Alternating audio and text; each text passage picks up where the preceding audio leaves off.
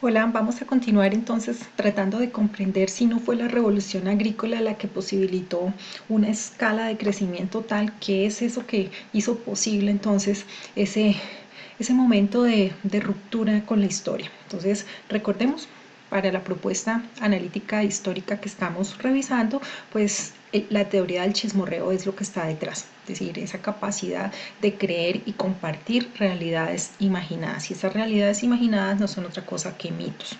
Entonces, pensemos en la etapa de los recolectores. Los mitos, dentro de los mitos más significativos, y aquí les he traído una imagen frente a ello, está la mitología griega y abajo tenemos la mitología romana. Entonces, hemos subestimado en la historia el poder que estos mitos han tenido para cohesionar, si se quiere, pero sobre todo para lograr que muchos sapiens cooperen, y coloco el cooperen entre comillas, para unas metas comunes. Entonces, les colocaba la cooperación en comillas porque ¿de qué hablamos? Es la pregunta. ¿Es cooperación o es mito compartido? Entonces, la cooperación implica altruismo, implica deseo voluntario de contribuir, de apoyar, e implica también una concepción eh, voluntaria, pero además de voluntaria como altruista y humanitaria. Realmente lo que la historia nos ha mostrado frente a los seres vivos, frente a Sapiens, es que la cooperación nunca es igualitaria. Y la mayoría de las redes de cooperación que hemos tenido los humanos han estado sujetos a represión, a cohesión, a opresión y mucho de explotación. Entonces no cooperamos por gusto propio. En tanto que cooperamos con mayor, con mayor afinidad cuando compartimos un mito. Entonces, estos mitos contribuyen también a la construcción de normas sociales que posibilitan la identificación de grandes grupos humanos, de grandes hordas, de grandes conglomerados, y a través de esas asociaciones y esas conglomeraciones es mucho más fácil lograr un reto o una puesta en común. Entonces, cuando hablamos de la cooperación que se monta sobre la idea de igualdad, pues básicamente estamos hablando haciendo referencia a una ilusión de que todos somos iguales y que hay una idea de creación en la que todas y todos hemos sido creados bajo las mismas condiciones.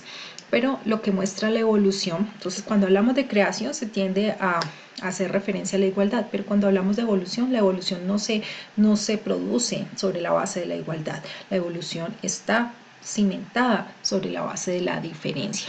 Para ello, vayan viendo aquí una imagen evolutiva.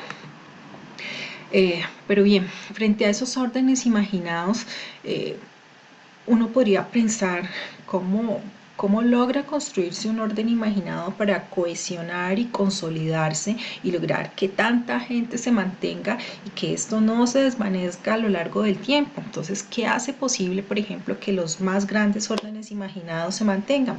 Cuando estoy hablando de los más grandes órdenes imaginados, estoy hablando del cristianismo, de la democracia y del capitalismo. Entonces, condiciones, podríamos decir que algunas de las condiciones para que se mantengan estos órdenes imaginados. La primera de ellas es que nunca admitas que eres un orden imaginado. Si quieres ser un orden imaginado que persiste, nunca admitas que seas un orden imaginado.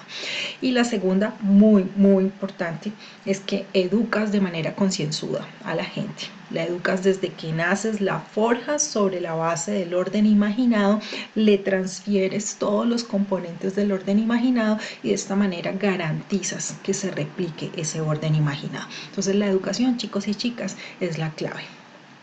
La educación forja, fíjense que en Toffler teníamos en la educación en segunda ola cómo se pliega para fomentar las condiciones que requiere la revolución industrial, dándonos todo lo que llamábamos el programa encubierto de disciplina, puntualidad, orden, todas las condiciones que se requieren para el trabajo en la factoría. Entonces aquí nuestra perspectiva de cómo se consolida el mito pues también está forjado sobre la educación. Si nosotros hacemos un mea culpa y revisamos nuestros procesos de crianza y nuestros procesos educativos, vamos a ver que llevan implícito los tres elementos de los tres órdenes imaginados más potentes que tenemos en la actualidad. Tienen del orden de democracia, tienen del orden del capitalismo y tienen del orden del cristianismo. El orden espiritual o religioso, el orden económico y el orden político. Los tres grandes sistemas sobre la base de los cuales están construidas nuestras sociedades. Y para finalizar, pues revisemos un poco cuáles son esos factores que mantienen el orden imaginado. Entonces, el primero de ellos es que ese orden imaginado está incrustado en el mundo material, hace parte de cada cosa en la que nos movemos. Ese orden imaginado modela nuestros deseos, o sea, no solamente está en las cosas que nos rodean, sino que lo tenemos aquí incorporado en nuestro chip. Y el orden imaginado es intersubjetivo. Eso, además de que lo tengo aquí en el chip, de que es individual y me es propio, se refuerza en las relaciones existentes con los otros pares sociales.